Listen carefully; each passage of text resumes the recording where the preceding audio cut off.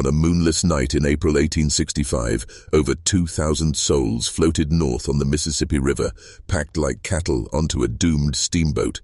Most were Kentucky and Tennessee soldiers, finally going home from Confederate prisons. They would never see dawn again. The Mississippi River in 1865 ran thick with the blood of a dying war. 4 years of carnage had scattered families across a continent, and now, as spring floods swelled the ancient waterway to monstrous proportions, thousands of Union prisoners of war found themselves trapped in a peculiar kind of purgatory. They had survived the hell of Confederate prison camps like Andersonville and Cahaba, where men died daily from starvation and disease, only to face one final test of fate. Among these walking ghosts were men from Kentucky, coal miners, farmers, shopkeepers who had answered Lincoln's call to preserve the Union. Private Charles Eldridge of the 3rd Tennessee Cavalry, whose weathered hands had known both the plow and the rifle, found himself alongside hundreds of his fellow Kentuckians at a ramshackle parole camp outside Vicksburg, Mississippi. The camp, hastily constructed on muddy ground, served as the last way station between captivity and freedom. The prisoners, many weighing barely 100 pounds after months of subsisting on cornmeal and dirty water, huddled together in canvas tents that offered little protection from the Mississippi spring rains. Their hollow eyes held a mixture of hope and wariness. They had learned not to trust promises of deliverance too quickly. Too many had died within sight of freedom. Captain George Augustus Williams, the Union officer overseeing the parole camp, faced a logistical nightmare. Nearly 3,000 released prisoners needed transport north, but available steamboat space was limited. The Mississippi River trade, disrupted by 4 years of war, operated on a fraction of its peacetime capacity. Each day of delay meant more men succumbing to the diseases that plagued their weakened bodies. The atmosphere in the camp carried an undercurrent of desperate anticipation.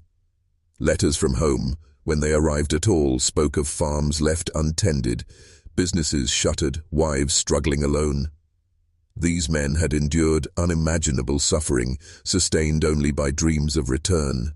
They spoke in hushed tones of sweethearts waiting, of children who might not recognize their gaunt fathers, of mothers who prayed nightly for their son's safe return. As April 1865 wore on, rumors began circulating through the camp about available transportation. Some vessels had already departed with small groups of prisoners, but the majority remained stranded. The spring floods had turned the Mississippi into a raging torrent, making navigation treacherous even for experienced river pilots. Trees that normally stood 20 feet above the waterline were now submerged, their tops barely visible above the churning brown water. None of the men gathered in that muddy camp could have imagined that their greatest peril lay not in the Confederate prisons they had escaped, but in the promise of salvation itself. The river that would carry them home would first demand a terrible price, one that would mark April 27, 1865, as the deadliest maritime disaster in American history. Captain James Cass Mason stood on the deck of the steamboat Sultana, his weathered hands gripping the rail as he surveyed the muddy waters of the Mississippi. At 54, Mason had spent most of his adult life navigating these treacherous currents, but never had he faced such a crucial decision. The war had nearly bankrupted him, and his beloved steamboat, his livelihood, hung by a financial thread. The Sultana was a magnificent vessel in her prime, 260 feet of gleaming white wood and ornate ironwork, powered by 4 massive fire tube boilers that could drive her paddle wheels through the strongest current built in. Cincinnati in 1863, she was designed for the cotton trade, equipped to carry 376 passengers in reasonable comfort. But comfort was a luxury that Captain Mason could no longer afford. On this fateful April day in 1865, as the Sultana sat moored at the Vicksburg waterfront, Mason found himself face to face with Captain Reuben Hatch, the Union quartermaster whose reputation for corruption was exceeded only by his political connections. Hatch's brother was an advisor to President Lincoln himself, a fact that had kept Reuben in his lucrative position despite numerous court-martial charges. "Captain Mason," Hatch began, his voice carrying the smooth confidence of a man accustomed to getting his way, "I have a proposition that could solve both our problems." The quartermaster gestured toward the parole camp visible in the distance, where hundreds of released prisoners waited in the spring mud. The government pays $2.75 for each enlisted man transported north, $8 for each officer. I can guarantee you a full load, perhaps 1,000 men. Mason's pulse quickened. At those rates, 1,000 passengers would net him nearly $3,000, enough to clear his debts and keep the Sultana operational. But Hatch wasn't finished. Of course, the quartermaster continued, his eyes glittering with avarice, such arrangements require administrative cooperation, a modest percentage to ensure the proper paperwork flows smoothly. The two men understood each other perfectly. This was bribery, plain and simple, but bribery wrapped in the patriotic duty of transporting war heroes home. Mason knew that accepting Hatch's offer would compromise every principle he claimed to hold dear, yet financial ruin loomed like a specter before him. As Mason contemplated his options, neither man could foresee the catastrophic consequences of their agreement. The greed that bound them together in that moment would ultimately seal the fate of over 2,000 souls. In agreeing to Hatch's corrupt bargain, Mason had unknowingly signed death warrants for hundreds of Kentucky and Tennessee soldiers who had already endured more suffering than any human should bear. The Mississippi River seemed to whisper ominously against the Sultana's hull, as if sensing the tragedy that was about to unfold. But first, there was business to conduct in New Orleans, and darker news to carry. The morning of April 15, 1865, dawned grey and ominous over Cairo, Illinois, as the Sultana sat tied to the wharf, her smokestacks releasing lazy spirals of black smoke into the humid air. Captain Mason had been making his routine southbound run when a telegraph operator came running down the dock, his face pale with shock and disbelief. "Captain! Captain Mason!" the young man shouted, waving a yellow telegram above his head. "President Lincoln's been shot. They got him at Ford's Theater last night." The news hit Mason like a physical blow. Abraham Lincoln, the man who had held the fractured nation together through 4 years of unimaginable bloodshed, had fallen to an assassin's bullet just as victory seemed within reach. The irony was not lost on Mason. The president who had preserved the Union would not live to see it fully restored. But Mason was first and foremost a businessman, and in that moment of national tragedy he saw opportunity. Telegraph lines to the south had been severed during the war and remained largely unreliable. News traveled slowly down the Mississippi, often taking days or weeks to reach remote communities. Mason realized he could be the bearer of this historic and horrific intelligence. Quickly gathering armloads of Cairo newspapers, their headlines screaming of the assassination, Mason ordered his crew to prepare for immediate departure. The Sultana would carry more than passengers and cargo on this journey. She would carry the news that would plunge an already traumatized nation into even deeper mourning. As the paddle-wheeler churned southward through the swollen Mississippi, Mason felt the weight of history pressing down upon him. At every stop, Memphis, Helena, Vicksburg, crowds gathered as word spread that the Sultana carried newspapers from the north. The reactions were mixed and volatile. Some Southern sympathizers barely concealed their satisfaction, while others, weary of war and eager for reconciliation, received the news with somber acknowledgement that the killing had gone too far. The journey to New Orleans took on an almost funeral quality. The Sultana moved through a landscape still scarred by war, burned plantations, abandoned towns, makeshift refugee camps filled with displaced families both black and white. The river itself seemed to mourn, its normally brown waters appearing darker, more ominous beneath the overcast sky. In New Orleans, Mason's arrival created a sensation. The cosmopolitan port city, though under Union occupation, had maintained its diverse character throughout the war. French Creoles, former Confederate officers, freed slaves, Union soldiers, and foreign merchants all crowded the waterfront to hear the latest news from the north. But as Mason prepared for his return journey to Vicksburg, he couldn't shake the feeling that Lincoln's assassination was merely the first act in a larger tragedy. The president's death had left the nation rudderless at a crucial moment, and Mason sensed that chaos would follow. He had no idea how prophetic that feeling would prove to be. 10 hours south of Vicksburg, as the Sultana labored against the spring current that threatened to push her backward despite her churning paddle wheels, Chief Engineer Nathan Wintringer heard a sound that made his blood run cold, a sharp, metallic pop, followed by the hiss of escaping steam.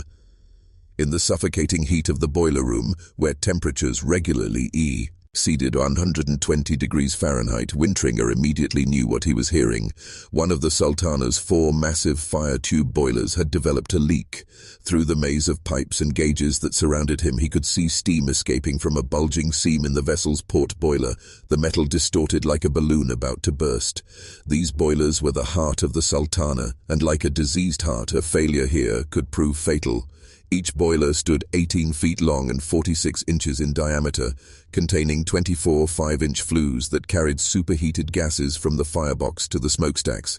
The design allowed for tremendous power, enough to drive the massive paddle wheels through the strongest current, but it came with inherent risks. The fire tube design, introduced in 1848, was known to be temperamental. The sediment-laden Mississippi River water, thick with mud and debris from the spring floods, tended to clog the narrow spaces between the flues, creating hotspots that could weaken the metal. The boilers required constant attention and careful water level management. Too little water and the exposed metal could overheat and fail catastrophically. Too much and the efficiency dropped dramatically. As Wintringer examined the bulging seam, he realized the situation was more serious than a simple repair could fix. The metal had been weakened by months of thermal stress, expanding and contracting with each heating and cooling cycle. The boiler was literally coming apart at the seams. Under normal circumstances, the proper repair would require cutting out the entire damaged section and replacing it with new metal, a job that would take a skilled boilermaker several days to complete properly. But these were not normal circumstances. Captain Mason's agreement with the corrupt quartermaster Hatch meant that any delay could cost them their lucrative load of prisoners. Other steamboat captains were already positioning themselves to claim the transport contract if the Sultana couldn't take on passengers immediately. When the steamboat limped into Vicksburg, listing slightly to port due to the reduced pressure in the damaged boiler, Mason faced an agonizing decision. Financial salvation lay just a few hundred yards away at the parole camp, but reaching it required gambling with the lives of everyone who would board his vessel. As a local mechanic was summoned to examine the damage, Mason found himself caught between greed and prudence, between the promise of profit and the whisper of his conscience. The Mississippi River continued its relentless flow toward the sea, carrying with it the dreams and fears of a nation still bleeding from war. Soon it would carry much more. The late afternoon sun cast long shadows across the Vicksburg waterfront as R.G. Taylor, the local boilermaker, climbed aboard the Sultana to inspect the damaged vessel. Taylor was a meticulous craftsman who had spent 20 years working on Mississippi River steamboats, and he knew the difference between a proper repair and a death trap. As he descended into the sweltering engine room, the acrid smell of coal smoke and hot metal filled his nostrils. The damaged boiler stood before him like a wounded animal, its bulging seam clearly visible even in the dim light cast by oil lamps. Steam continued to leak from the distorted metal, creating an ominous hissing sound that echoed through the cramped space. Taylor ran his hands along the damaged area, feeling the heat that radiated from the weakened metal. His experienced fingers traced the bulging seam, and what he found made his stomach tighten with dread. The damage was extensive, not just a simple crack, but a fundamental failure of the boiler's structural integrity. The metal had been stressed beyond its limits, likely exacerbated by the vessel's heavy loading and the constant thermal cycling of the fire tube design. "Captain Mason," Taylor said, wiping sweat from his brow as he emerged from the engine room, "this ain't something you can patch with a piece of tin and some rivets. That whole section needs to be cut out and replaced with proper metal. It's going to take me the better part of 3 days to do it right." Mason's face darkened. 3 days meant losing the prisoner transport contract to another vessel. 3 days meant financial ruin. "Isn't there anything you can do to get us running quicker?" he pressed. "These men have been waiting months to get home. Surely a temporary repair would hold long enough to reach St. Louis." Taylor shook his head slowly. "Captain, I've seen what happens when boilers let go. It's not something you want to witness. The proper fix is to cut out that seam and replace it with metal of the same thickness and quality. Anything less is playing with fire, literally. But Captain Mason was a desperate man, and desperate men make desperate decisions. What if we just hammered the bulge back into place and put a patch over it? Just to get us through this one trip? The mechanic's eyes reflected his internal struggle. He knew such a repair would be temporary at best, potentially catastrophic at worst. But he also understood the economic pressures facing steamboat operators in the post-war Mississippi River trade, and Mason was offering to pay well for expedited work. "I suppose I could hammer it back and rivet a patch over the seam," Taylor said reluctantly, "but I want it understood. That's not a permanent fix. That boiler should be properly repaired at the first opportunity." Neither man could foresee that this compromise would seal the fate of over 2,000 souls. The morning of April 24, 1865, broke grey and humid over Vicksburg as hundreds of paroled prisoners began their journey from the camp to the waterfront. They moved in loose columns, their ragged Union uniforms hanging like scarecrows. Clothes on frames reduced to skin and bones, many leaned on makeshift crutches or supported fellow prisoners, too weak to walk alone. Captain George Augustus Williams stood at the gangway of the Sultana, clipboard in hand, supposedly counting the men as they boarded. But Williams had received unclear instructions from his superiors, and the paperwork from the parole camp was a bureaucratic nightmare. Conflicting rosters, illegible handwriting, and missing documentation made an accurate count nearly impossible. What Williams didn't know was that corrupt Quartermaster Hatch had deliberately sabotaged the counting process. By creating confusion about the actual number of prisoners at the camp, Hatch hoped to place every available man aboard the Sultana, maximizing both the government payment and his own kickback from Captain Mason. The prisoners themselves had no idea they were pawns in a corrupt scheme. Private William Fees of Kentucky's 15th Infantry Regiment helped his friend climb the narrow gangway, both men dreaming of the farms they would tend when they reached home.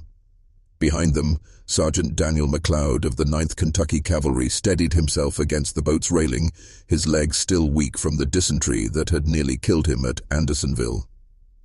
As the morning wore on, the Sultana's decks began to groan under the weight of human cargo.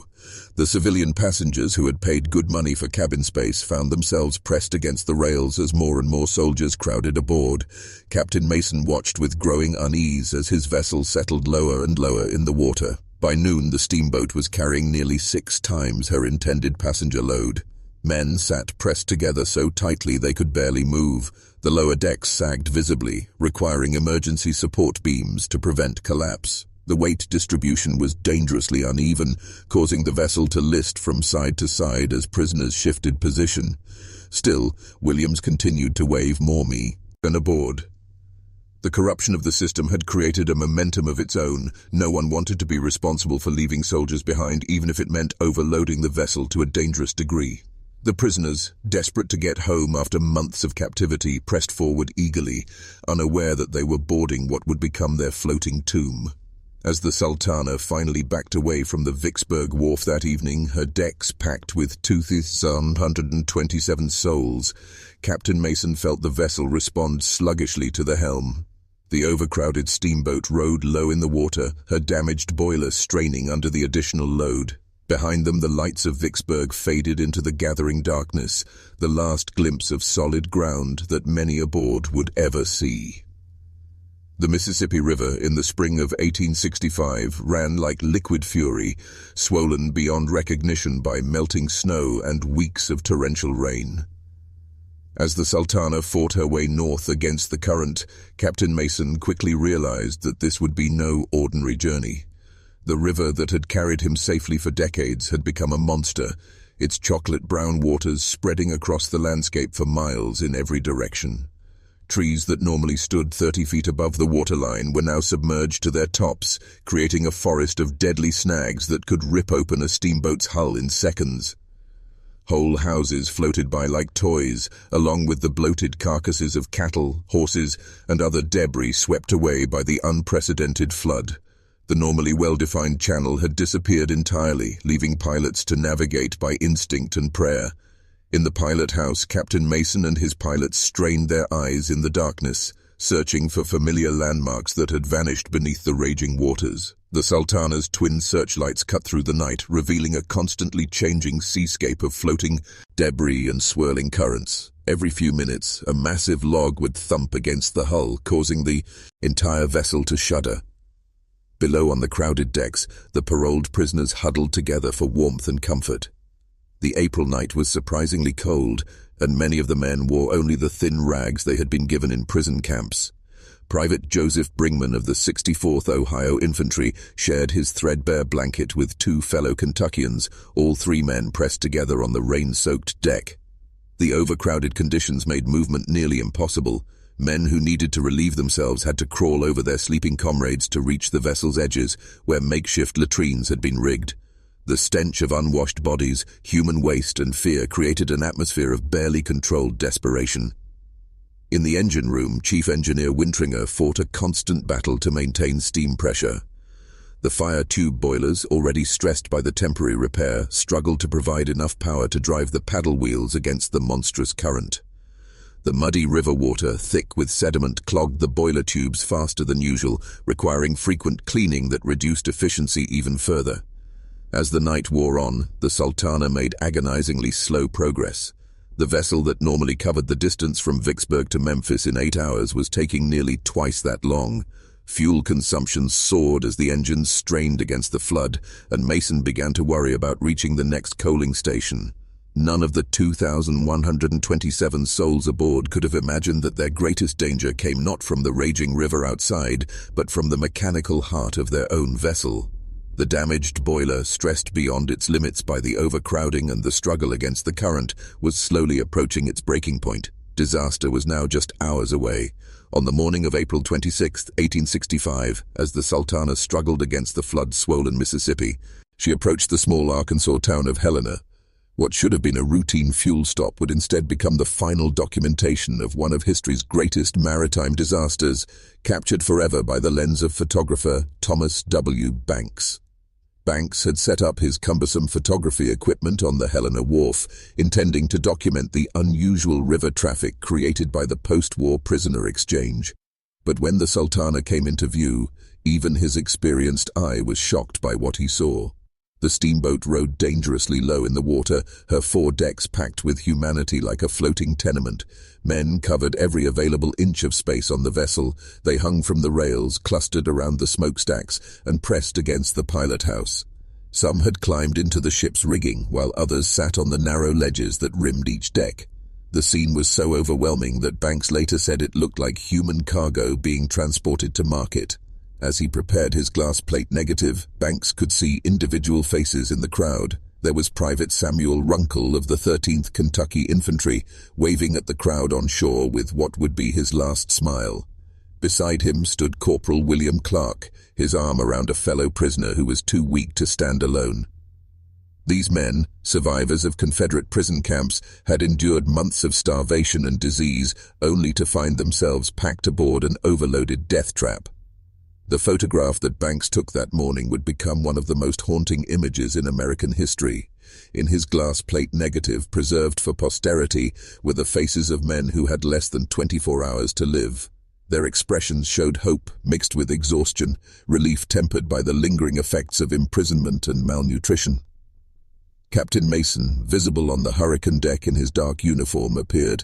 Uncomfortable with the attention the overcrowded vessel was attracting, local officials in Helena had expressed concern about the Sultana's condition, but Mason brushed off their warnings with assurances that his experienced crew could handle any situation.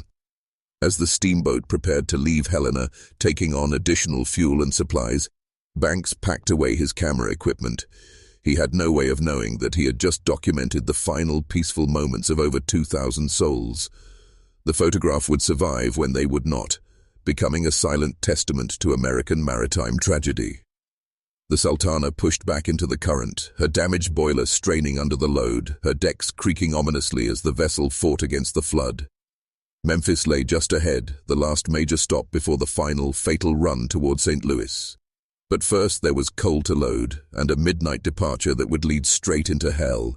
The gas lamps of Memphis cast an eerie glow over the Mississippi waterfront as the Sultana tied up at the wharf around 7 o'clock on the evening of April 26, 1865.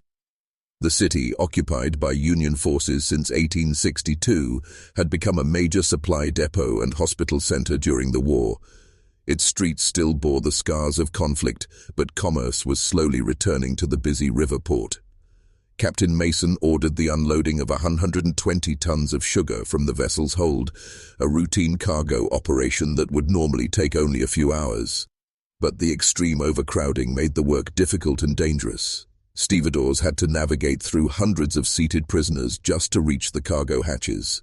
The men, many still weakened by their imprisonment, tried to move aside as best they could in the cramped conditions. On the wharf, curious onlookers gathered to stare at the grotesquely overloaded steamboat. Local authorities approached Captain Mason with concerns about the vessel's condition, but he assured them that the Sultana was sound and seaworthy. What he didn't mention was the temporary patch on the port boiler, or the Watho. The entire vessel groaned and flexed under its human cargo.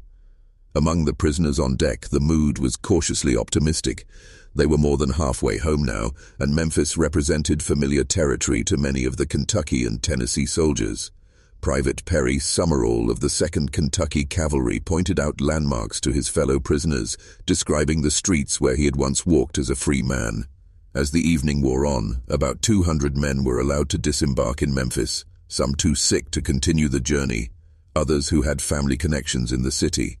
Their departure provided a small amount of relief for the overcrowded conditions, but the Sultana still carried far more passengers than she was designed to handle.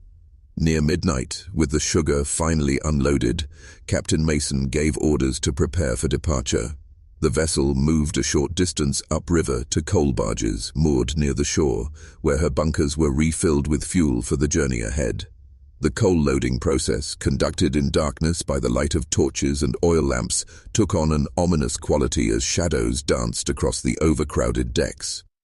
Chief Engineer Wintringer supervised the coaling operation while keeping a nervous eye on his boiler gauges. The temporary repair was holding, but he could feel the entire steam system straining under the load. The damaged boiler required constant attention to maintain proper water levels, and the sediment-laden river water was clogging the fire tubes faster than ever. At 1 o'clock in the morning on April 27, 1865, the Sultana cast off from Memphis and headed into the darkness. Most of her passengers were asleep, exhausted by the crowded conditions and their long journey home. They would never wake up. At exactly 2 o'clock in the morning on April 27, 1865, 7 miles north of Memphis, the night exploded into hell. The first boiler erupted. With the force of a cannon, its superheated contents expanding instantly into scalding steam and shrapnel. A split second later, 2 more boilers followed, their fire tube systems disintegrating in a catastrophic chain reaction that tore through the heart of the Sultana like the wrath of an angry god. The sound was indescribable, a thunderous roar that shattered the Mississippi night and sent wildlife fleeing for miles along both shores. The explosion blew upward at a 45-degree angle, ripping through the crowded passenger decks above and completely obliterating the pilot house. Hot metal fragments flew like bullets through the packed humanity, instantly killing dozens of men who seconds before had been dreaming of home. Private Daniel McLeod of the 9th Kentucky Cavalry was awakened not by sound, but by the sensation of flying through the air. The explosion had flung him from the middle deck into the dark waters of the Mississippi, his last conscious thought before hitting the river, a confused prayer for his mother back in Louisville. Around him, other bodies splashed into the flood-swollen current, some already dead, others mortally wounded, all struggling against the icy water that would claim most of them within minutes. On what remained of the Sultana, chaos reigned supreme. The blast had torn a gaping hole 25 to 30 feet wide in the vessel's center, and without the boilers to provide power, the twin smokestacks began to topple.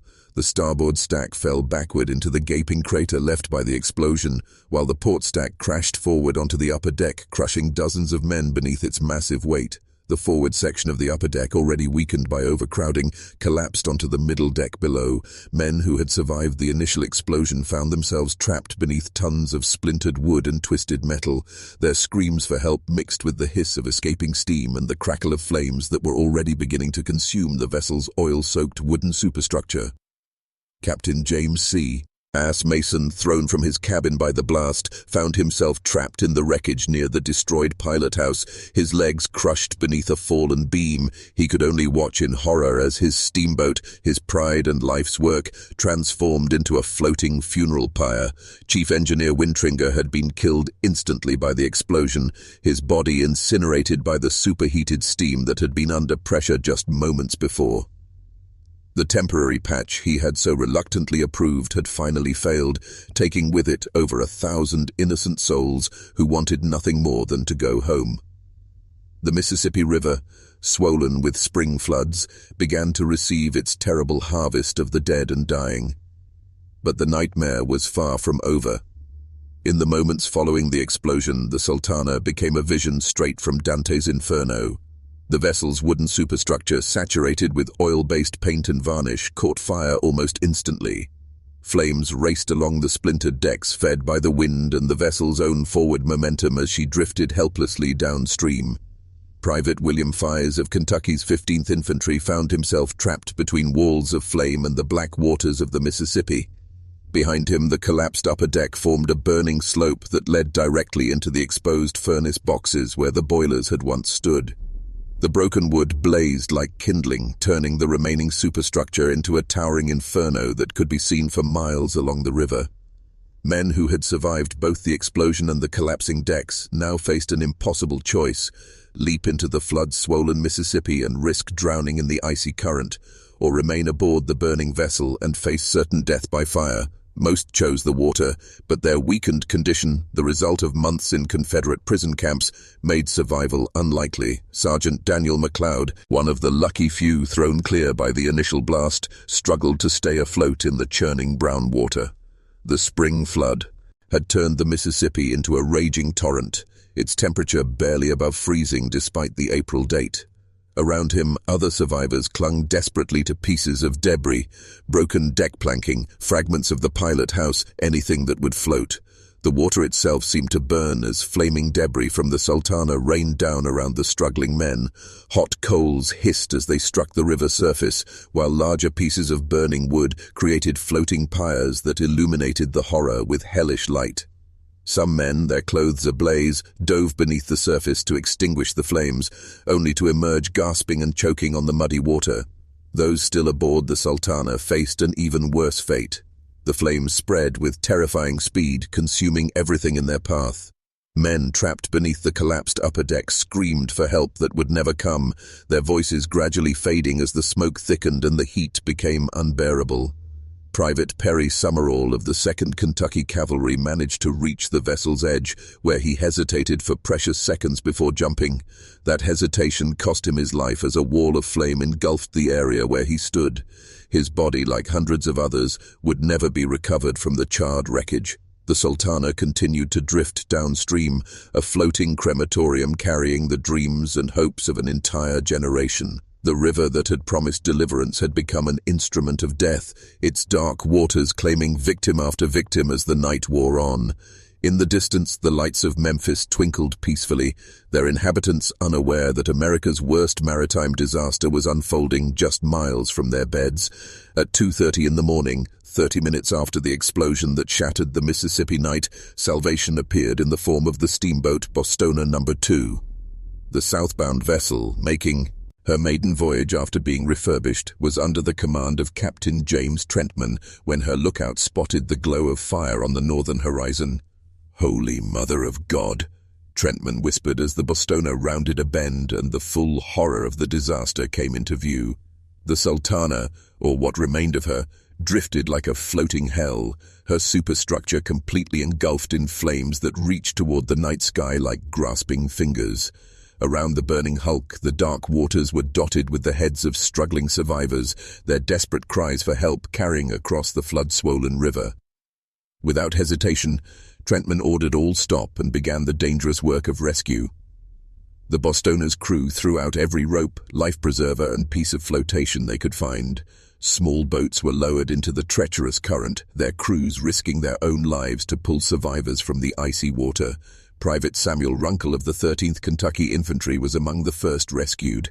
He had been thrown clear by the explosion and managed to grab a piece of decking, but hypothermia was already setting in. His rescuers pulled him aboard the Bostona, more dead than alive, his lips blue and his body shaking uncontrollably from the cold. "There's hundreds more out there," Runkle gasped through chattering teeth, pointing toward the burning wreck. "Please, you got to help them." The Bostona's crew worked with desperate efficiency, but the task was overwhelming. For every man they pulled from the water, several more slipped beneath the surface, too weak to keep fighting the current. The spring flood had turned the Mississippi into a killer, its icy waters sapping the strength from even the strongest swimmers within minutes. Captain Trentman ordered his vessel's steam whistle to sound continuously, hoping to alert other boats in the area. The mournful wail echoed across the water, a call for help that would soon be answered by other vessels converging on the disaster site. As dawn approached, more rescue boats arrived. The steamers Silver Spray, Jenny Lind, and Pocahontas, the Navy ironclad USS Essex, and the sidewheel gunboat USS Tyler. The waterfront at Memphis came alive as word of the disaster spread, and soon dozens of small boats were racing upriver to join the rescue effort. But for most of the Sultana's passengers, help came too late. The combination of explosion, fire, and flood had created a perfect storm of destruction that claimed victim after victim. Bodies continued to float past Memphis throughout the morning, their journey ending in death rather than the homecoming they had dreamed of for so long. As the sun rose on April 27, 1865, the Mississippi River transformed into a grotesque highway of death. Bodies floated downstream in a grim procession, carried by the flood-swollen current past the horrified residents of Memphis who lined the waterfront to witness the aftermath of the disaster. Some victims had died instantly in the explosion, their bodies thrown so violently from the vessel that they struck the water already lifeless. Others had succumbed to drowning or hypothermia after struggling for hours in the icy current. A few bore the terrible burns of those who had been caught in the inferno that consumed the Sultana's superstructure. Private Joseph Bringman of the 64th Ohio Infantry was found floating face down near President's Island, his thin prison camp uniform providing no protection against the Mississippi's frigid waters. The man who had shared his blanket with fellow Kentuckians just hours before was now another casualty of the river's merciless appetite.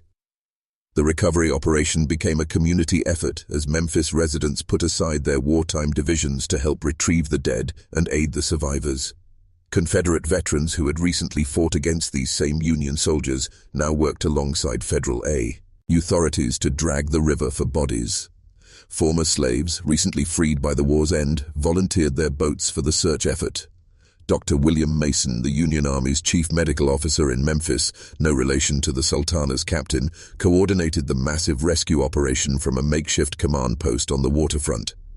Military hospitals throughout the city were pressed into service as survivors continued to arrive throughout the morning. Many of the rescued men were in critical condition, suffering from exposure, burns, and injuries sustained in the explosion. The lucky few who reached shore under their own power told harrowing tales of the disaster.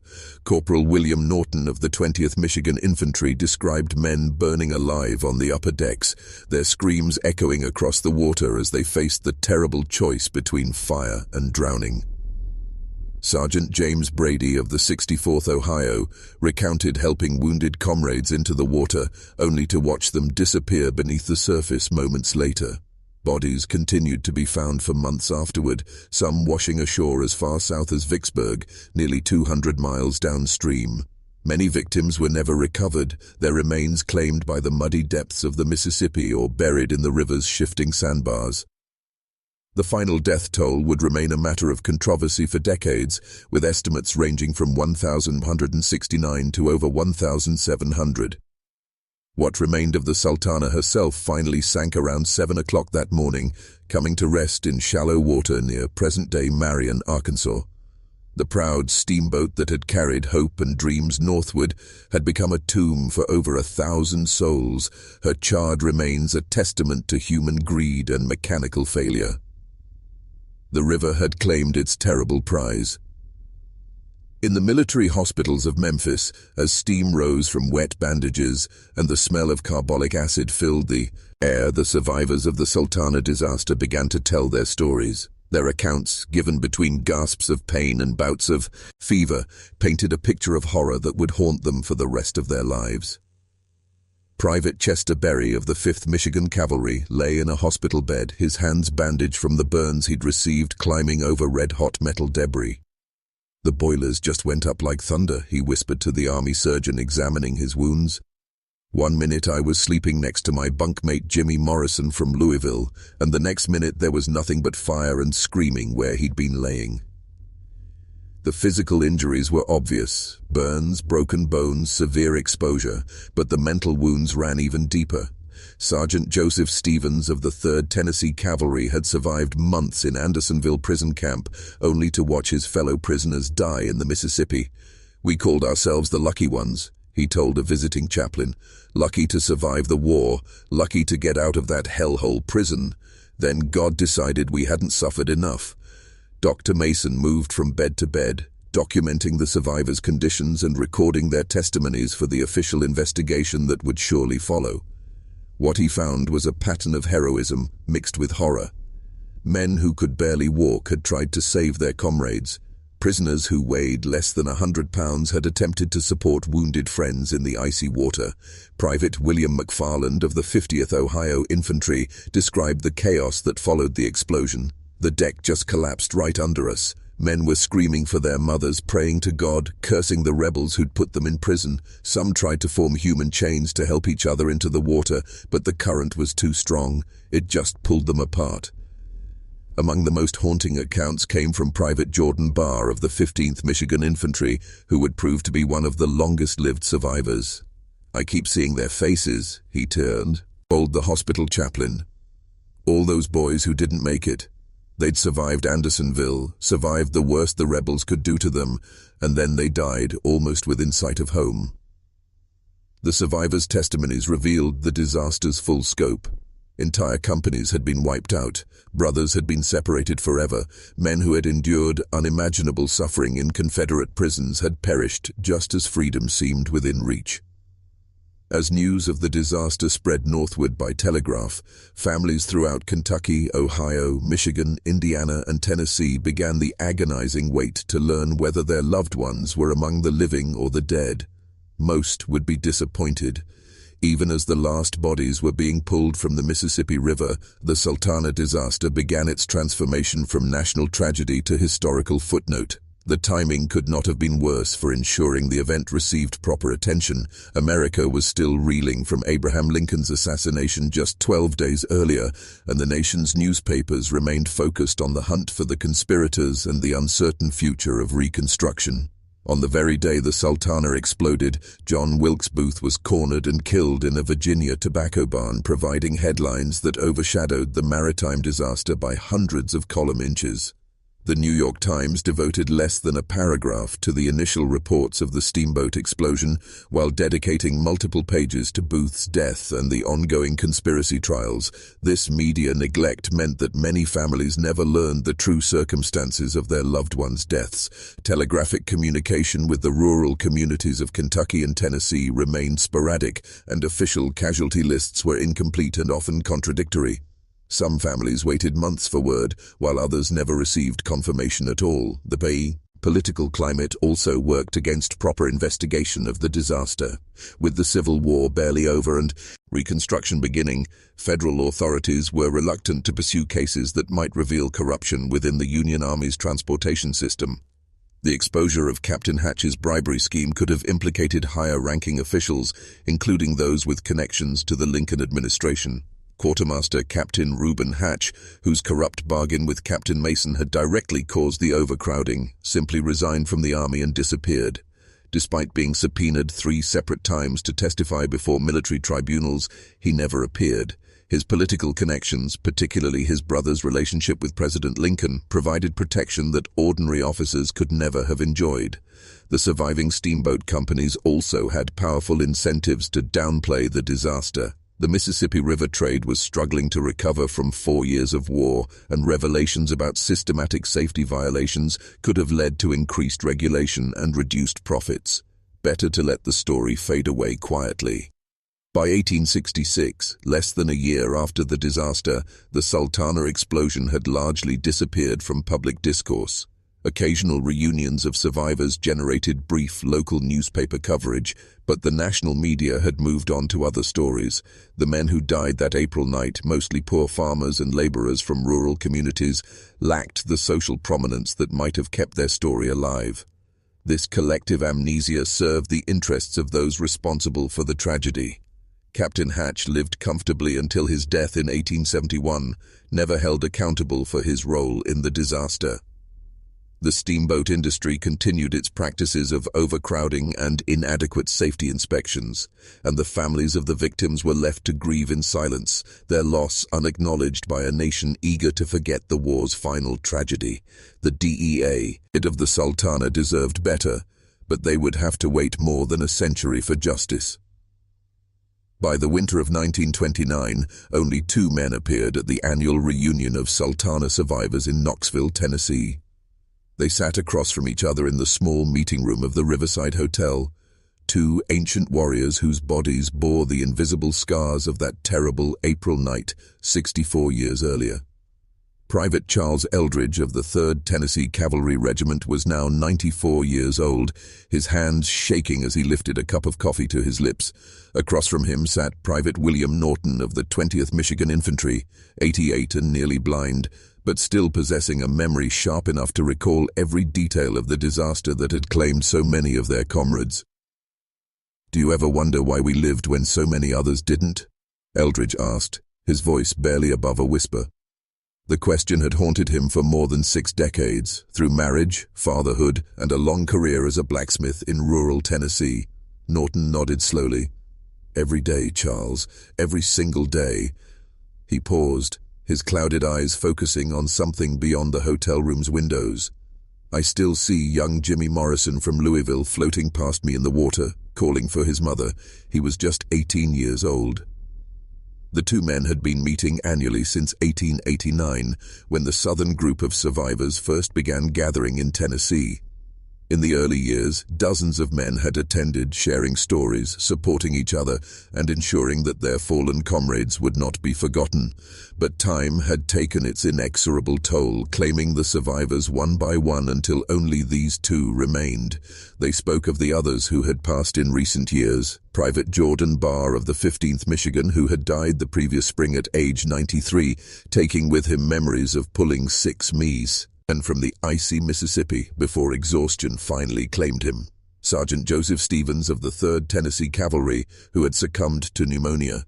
In 1926, his last words reportedly being the names of the comrades he had lost on the river. "The newspapers never did get it right," Norton said, shaking his head. "They made it sound like just another steamboat accident. They never understood that we were coming home from hell, only to find another kind of hell waiting for us on that river." Eldridge reached across the table and placed his weathered hand on his old friend's arm. "But we remember them, William. As long as we live, they're not really gone." The next year, only Eldridge appeared at the reunion site. He sat alone in the hotel room for several hours, speaking the names of the dead aloud, ensuring that their memory would not die with him. When he left that day, he knew it would be the last official gathering of Sultana survivors, but the memory would endure. In 1982, more than a century after the disaster, Memphis attorney Jerry O. Potter stood in a muddy Arkansas soybean field, holding pieces of charred wood that he believed were fragments of the Sultana. The Mississippi River had changed course several times since 1865, leaving the wreck of the ill-fated steamboat buried 32 feet underground, far from the current riverbank. Potter had spent years researching the disaster, poring over military records, survivor accounts, and 19th century maps to pinpoint the exact location where the burning hulk had come to rest. His investigation revealed how thoroughly the tragedy had been forgotten. Even local historians in Memphis knew little about the worst maritime disaster in American history. The archaeological dig that summer uncovered blackened deck planks, twisted metal fragments, and pieces of the vessel's ornate woodwork. Each artifact told part of the story. A brass fitting that might have belonged to the pilot house where Captain Mason died, charred timber from the upper deck that collapsed until trapped dozens of men, fragments of the boiler that had been so inadequately repaired in Vicksburg. But Potter's discovery raised as many questions as it answered. How could such a massive tragedy have been so completely erased from national memory? Why had no official monument been erected, no national cemetery established for the victims? The contrast with other Civil War disasters was striking. Battles that claimed far fewer lives were commemorated with elaborate monuments and annual remembrance ceremonies. The answer lay partly in the victims themselves. The men who died on the Sultana were not the sons of prominent families or graduates of military academies. They were mostly poor farmers, laborers and immigrants who had enlisted for the bounty money or been drafted into service. Their families lacked the political influence necessary to demand investigations or memorials. Geography also played a role in the disaster's obscurity. The explosion occurred on the border between Tennessee and Arkansas in waters that later shifted to Mississippi. No single state claimed ownership of the tragedy, and federal authorities were too preoccupied with reconstruction to pursue a thorough investigation. As Potter examined the artifacts recovered from the dig, he could almost hear the voices of the men who had perished: Kentucky coal miners dreaming of their families, Tennessee farmers planning spring planting, Ohio factory workers eager to return to their jobs. These were ordinary men who had endured extraordinary suffering only to be forgotten by the nation they had served. The soybean field where Potter made his discovery seemed an appropriate resting place for the Sultana's remains.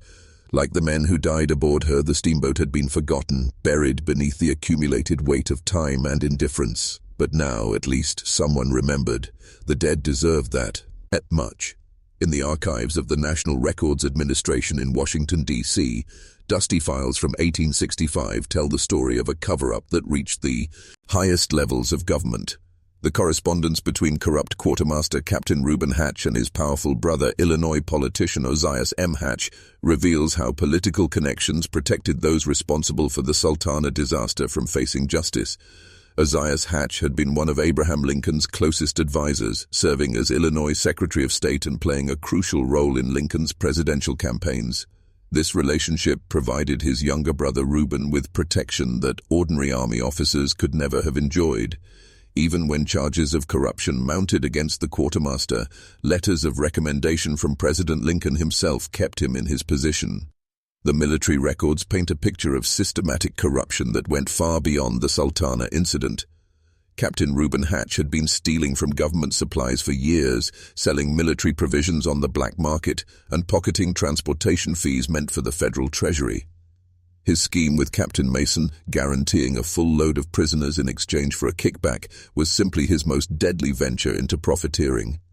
Court-martial proceedings were initiated against Hatch multiple times throughout the war, but each time his political connections intervened.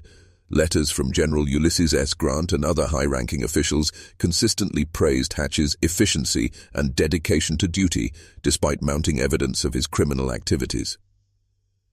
The investigation following the Sultana disaster revealed the full extent of the conspiracy. Captain George Augustus Williams, who had placed the prisoners aboard the overcrowded vessel, later testified that he had been ordered to accommodate as many men as possible despite his concerns about safety.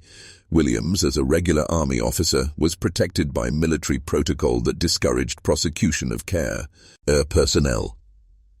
Most shocking of all was the discovery that similar arrangements had been made with other steamboat captains throughout the war. The prisoner transport system had become a feeding ground for corruption, with quartermasters routinely taking bribes in exchange for guaranteeing full loads. The Sultana was simply the most catastrophic result of this systemic corruption. When Captain Frederick Speed was initially found guilty of overcrowding the Sultana, the verdict was quickly overturned by higher authorities who recognized that pursuing the case would expose the entire corrupt network. Speed had been a convenient scapegoat, but prosecuting him would have implicated too many powerful figures. The files also reveal that Captain Hatch's resignation from the army was accepted immediately and without question despite pending charges against him. He was allowed to disappear into civilian life, taking with him the secrets of how deep the corruption reached. By protecting those responsible for the disaster, the government ensured that similar tragedies would be inevitable. The lesson learned was not about safety or accountability, but about the power of political connections to shield the guilty from justice. In the coal mining hollows of eastern Kentucky and the tobacco fields of Tennessee, widows waited for husbands who would never return. The Sultana disaster created hundreds of families that would never be whole again, but their grief was compounded by the nation's collective amnesia about the tragedy that claimed their loved ones.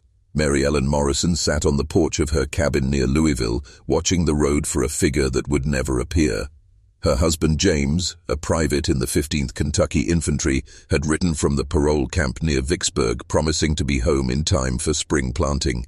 The letter, creased from constant handling, spoke of his dreams of working their small farm together and watching their 3 children grow. The official notification of James's death came 3 months later. A brief form letter that misspelled his name and provided no details about how he had died. Mary Ellen would never learn that her husband had been one of the lucky ones, killed instantly in the explosion rather than burning alive or drowning in the icy Mississippi. Similar scenes played out across rural Kentucky and Tennessee. Sarah Mackenzie of the 3rd Tennessee Cavalry received word that her husband Daniel was missing and presumed dead following a steamboat accident. No one explained that the accident was actually the worst maritime disaster in American history, or that Daniel had survived the explosion only to drown while trying to save a fellow prisoner. The children left fatherless by the disaster faced particularly harsh circumstances.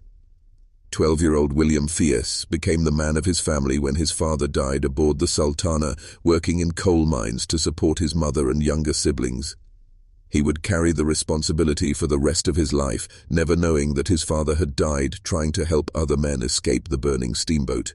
Many families never received any official notification at all. The chaos surrounding the disaster, combined with incomplete military records, meant that some men simply disappeared from history. Their families waited years for word, clinging to hope long after hope was reasonable. The lack of survivor benefits compounded the tragedy. Unlike the families of men killed in battle, the Sultana widows received no military pensions. The government's position was that their husbands had died in an accident, not in service to their country. This bureaucratic distinction consigned many families to poverty. Some widows remarried out of economic necessity, but many others remained single for the rest of their lives, unable to move beyond the loss of husbands who had survived prison camps, only to die within sight of home. They kept their vigil in silence, their grief unmarked by monuments or national remembrance. The nation that had forgotten their husbands also forgot them, leaving them to bear their sorrow alone. Even today, more than 150 years after the disaster, the Mississippi River near Memphis holds memories that refuse to die. Local residents speak in hushed tones of strange phenomena along the stretch of water where the Sultana exploded, unexplained lights on foggy nights, the sound of men calling for help when no boats are in distress, and a persistent feeling of sorrow that seems to hang over the area like morning mist. Captain Tom Bradley, who piloted towboats on the Mississippi for 40 years, claimed he never felt comfortable passing the spot where the disaster occurred. "There's something different about that stretch of river," he told a local historian in 1995. "The water runs quieter there, like it's still carrying grief downstream. Modern sonar equipment has detected anomalies on the river bottom in the area, debris fields that may represent pieces of the Sultana scattered by decades of floods and channel changes. But the artifacts remain undisturbed, buried beneath tons of Mississippi mud like a watery grave that continues to hold its secrets." The ghost stories began almost immediately after the disaster. Rivermen reported seeing figures in the water on moonless nights, men who appeared to be swimming but cast no wake and made no sound when approached. Steamboat crews spoke of phantom passengers who appeared on deck during night runs, only to vanish when confronted. In 1885, the crew of the steamboat City of Baton Rouge reported picking up survivors from the water near the disaster site, only to discover that their passengers had disappeared by morning, leaving behind nothing but puddles of river water on the deck. The incident was dismissed as mass hallucination brought on by fog and fatigue, but similar reports continued for decades. The most persistent legend involves the sound of men singing hymns in the early morning hours, their voices drifting across the water from no identifiable source. Multiple witnesses have reported hearing "Nearer My God to Thee" and other religious songs that were popular among Civil War soldiers, the voices growing stronger when fog rises from the river. Local churches along both banks of the Mississippi began incorporating prayers for the Sultana victims into their services, not out of any official directive, but because their congregations felt a spiritual obligation to remember the forgotten dead. These informal remembrances often attracted visitors who claimed to feel the presence of the lost souls. Whether supernatural or psychological, the phenomena surrounding the disaster site serve as a reminder that some tragedies leave permanent scars on the landscape. The men who died aboard the Sultana may have been forgotten by history, but the river itself seems determined to preserve their memory. In the shifting currents and changing channels of the Mississippi, the past and present flow together, carrying the voices of the dead toward a sea that remembers everything.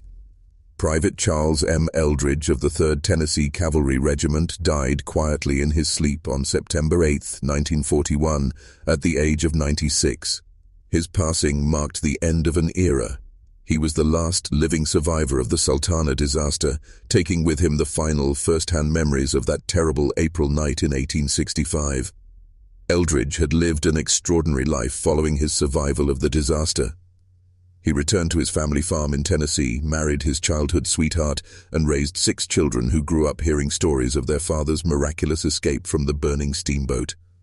He worked as a blacksmith for nearly 50 years, his strong hands crafting horseshoes and farm implements, while his mind carried the weight of memories that few could understand. In his final years, Eldridge became increasingly concerned that the Sultana disaster would be completely forgotten after his death. He gave numerous interviews to local newspapers and historians, always emphasizing the same themes: the courage of ordinary men under extraordinary circumstances, the criminal negligence that caused the tragedy, and the nation's shameful failure to remember its victims. "People remember the Titanic," he told a Nashville reporter in 1938, 3 years before his death. "They remember the Maine and the Monitor and the Merrimack, but they've forgotten about over 1,000 boys who died coming home from Confederate prisons. That ain't right." His final public appearance was at a Memorial Day ceremony in 1941, just 4 months before his death. Eldridge, now confined to a wheelchair but still mentally sharp, spoke to a small crowd about the importance of remembering those who had served their country. His voice, weakened by age but still carrying the accent of rural Tennessee, trembled as he recited the names of comrades who had perished in the disaster. Jimmy Morrison from Louisville, Danny McLeod from the coal country, Perry Summerall, who knew every bend in this river, he said, his eyes closed as if he could still see their faces. They were just boys wanting to go home to their families. They deserved better than to be forgotten. When Eldridge died that September, his obituary in the local newspaper mentioned his Civil War service and his survival of the Sultana disaster. But most readers had never heard of the tragedy he had carried in his memory for 76 years. The man who had been pulled from the icy Mississippi as a young soldier was laid to rest in a small cemetery overlooking the Cumberland River, within sight of the waterway that had shaped his entire life. With his death, the last living link to the Sultana disaster was severed. The men who had died that night in 1865 no longer had a voice among the living to tell their story or demand justice for their sacrifice. They would have to depend on history to remember them. In 2015, on the 150th anniversary of the Sultana disaster, a small museum opened in Marion, Arkansas, just across the Mississippi River from Memphis. The Sultana Disaster Museum, housed in a modest building on Washington Street, represented the first serious attempt to commemorate the tragedy and educate the public about America's deadliest maritime disaster. Jerry Potter, the Memphis attorney who had discovered the wreck site in 1982, served as the museum's primary organizer and chief historian. His decades of research had uncovered thousands of documents, photographs, and artifacts related to the disaster, creating the most comprehensive collection of Sultana materials in existence. The museum's exhibits tell the complete story, from the corruption that led to the overcrowding, through the explosion and fire, to the systematic cover-up that followed. Interactive displays allow visitors to experience the cramped conditions aboard the vessel and understand the mechanical failures that caused the boilers to explode. Most importantly, the museum humanizes the victims. Rather than treating them as statistics, the displays include individual stories, photographs when available, and biographical information about the men who died. Visitors can read about Private James Morrison of Louisville, whose wife waited for him until her death in 1903, or Sergeant Daniel MacLeod, whose children never learned how their father had perished. The museum's opening generated renewed interest in the disaster among historians and the general public.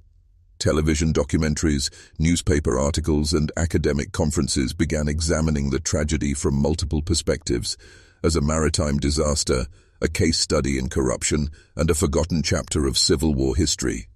Genealogical research helped identify additional victims and connect their stories to Li Ving descendants. Families who had never known the details of their ancestors' deaths finally learned the truth about the Sultana. Some discovered that their great-great-grandfathers had been heroes, dying while trying to save fellow prisoners from the burning steamboat. The museum also serves as a memorial to the victims, something that had been absent for 150 years. A wall displays the names of identified victims organized by their home states.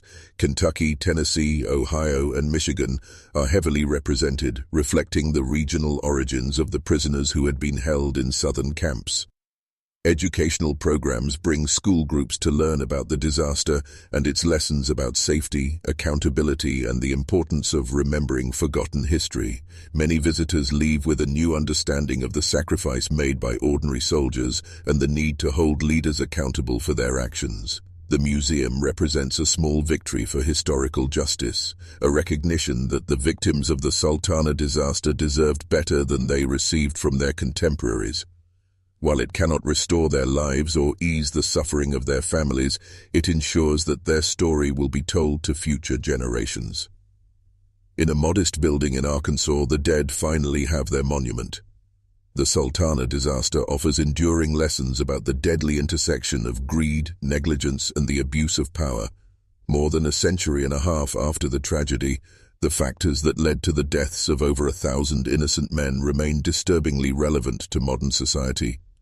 The corruption that permeated the prisoner transport system reveals how quickly moral standards can deteriorate when oversight is weak and accountability is absent. Captain Reuben Hatch's bribery scheme succeeded because he operated in an environment where political connections mattered more than competence or integrity. His brother's relationship with President Lincoln provided protection that allowed systematic theft and ultimately contributed to mass death. The Sultana's mechanical failures illustrate the consequences of prioritizing profit over safety. Captain Mason's decision to accept a temporary boiler repair rather than wait for proper maintenance was driven purely by financial considerations. He knew the risks but chose to gamble with the lives of his passengers rather than lose a lucrative contract. The disaster also demonstrates how quickly tragedies can be forgotten when the victims lack social or political influence. The men who died aboard the Sultana were mostly poor farmers and laborers from rural communities. They had no powerful advocates to demand investigations or ensure their stories were remembered.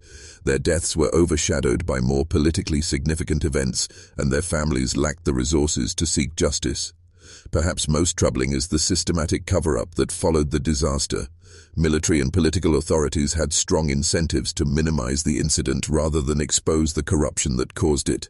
The investigation was perfunctory, no one was held accountable, and the lessons that might have prevented future tragedies were never learned.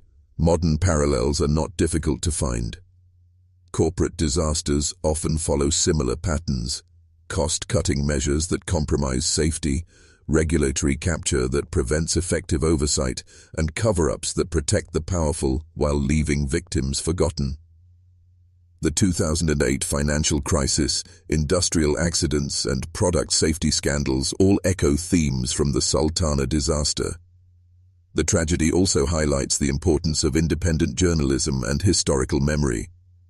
The Sultana was forgotten partly because the press was distracted by other events and lacked the resources to investigate thoroughly. Without persistent efforts by historians like Jerry Potter, the disaster might have remained completely obscured.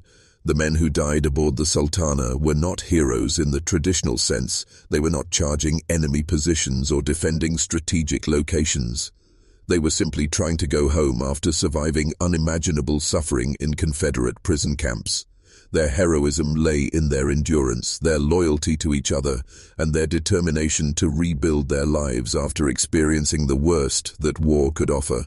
They deserved leaders who would protect them, not exploit them. They deserved a nation that would remember their sacrifice, not forget their names. Their story remains a warning about the price of forgetting the vulnerable and the powerless.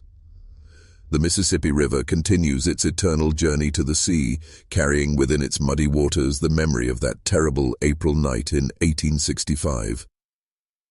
The channel has changed course many times since the Sultana burned and sank, but the river itself remains constant, a witness to both the tragedy and the long silence that followed. Today, towboats pushing barges of grain and coal pass over the area where the disaster occurred, their crews unaware that they are navigating above one of the largest maritime graveyards in American history. The commercial traffic that fills the modern Mississippi represents the economic vitality that the Sultana's passengers dreamed of returning to, the farms that needed tending, the businesses that required rebuilding, the lives that demanded resuming. Environmental changes have buried the wreck site under tons of sediment, making archaeological recovery nearly impossible. But perhaps that is appropriate. The river has become the eternal resting place for men who loved the waterways of America and depended on them for their livelihoods. Many of the victims were from river communities where steamboats represented both opportunity and connection to the wider world. The communities along the Mississippi have begun to acknowledge their connection to the disaster. Historical markers in Memphis, Vicksburg, and other river cities now commemorate the tragedy and its victims. These modest monuments cannot restore the dead or ease the suffering of their families, but they serve notice that some stories are too important to forget. River pilots and crew members have developed their own informal traditions for remembering the Sultana. Some blow their vessel's whistle when passing the disaster site, while others observe a moment of silence. These gestures, performed without official directive or public recognition, represent a form of respect that transcends time and circumstance. The seasonal floods that continue to plague the Mississippi serve as annual reminders of the river's power and unpredictability. The same forces that turned the 1865 spring flood into a deadly torrent continue to challenge modern navigation and river management. Each flood season brings new respect for the courage of the men who attempted to navigate these waters in primitive wooden vessels. Climate change and industrial development have altered the river's character, but its essential nature remains unchanged. The Mississippi is still a pathway for commerce, a source of life for millions of Americans, and a reminder of the natural forces that shape human destiny. The men who died aboard the Sultana understood this relationship between humanity and the river. They were products of communities that depended on waterways for survival. As the river flows past Memphis toward the Gulf of Mexico, it carries more than water and sediment. It carries the stories of all who have traveled its length, including the 1,000 souls who began their final journey on a moonless night in April 1865. The river remembers what humanity has chosen to forget. On quiet nights along the Mississippi, when fog rises from the water and the lights of Memphis shimmer like distant stars, it's possible to imagine the Sultana making her way northward through the darkness. She carries her cargo of dreams and hope, her passengers pressed together on overcrowded decks, all of them believing that home lies just ahead. In that imagined journey, Private James Morrison of Louisville sits with his back against the pilot house, composing the letter he will write to his wife when he reaches St. Louis. He describes the farm work that awaits him, the children he will embrace, the life he will rebuild after surviving the nightmare of Confederate imprisonment. Sergeant Daniel McLeod of the 9th Kentucky Cavalry shares stories with fellow prisoners about the coal mines where he worked before the war, painting pictures of underground tunnels and dangerous work that now seem like paradise compared to the horrors he has endured. He speaks of his mother waiting in a cabin near Hazard, keeping a lamp burning in the window every night since he left for the army. Private Perry Summerall of the 2nd Kentucky Cavalry points out landmarks along the riverbank, his knowledge of the Mississippi earned through years of working the river trade before answering the call to serve his country. He promises to guide his fellow prisoners safely home, his confidence in the waterway absolute and tragically misplaced. These men, and nearly 1,000 others like them, carry the hopes of an entire generation. They are the survivors, the ones who endured when others fell, the living proof that courage and determination can overcome even the worst that war can offer. Their survival of Confederate prison camps has given them an almost mystical faith in their own destiny. But destiny, as they will learn in the early morning hours of April 27, 1865, makes no promises to anyone. The Sultana continues her journey through time, forever carrying her cargo of souls toward a home they will never reach. She burns eternally in the darkness of the Mississippi night, her flames visible only to those who remember the price of forgetting the vulnerable and exploiting the powerless. Their story becomes our story, their tragedy our warning, their memory our responsibility. In the end, the men who died aboard the Sultana achieved a different kind of immortality than they had planned. They wanted to return home to live ordinary lives, farming, working, raising families, growing old in the communities that had shaped them. Instead, they became symbols of sacrifice, victims of greed, reminders of humanity's capacity for both cruelty and heroism. The river flows on, carrying their memory toward the sea, and we who remain must ensure that the current never lets their story go. Tell me in the comments, would you have spoken up about the overcrowding or stayed silent to avoid delaying your own journey home?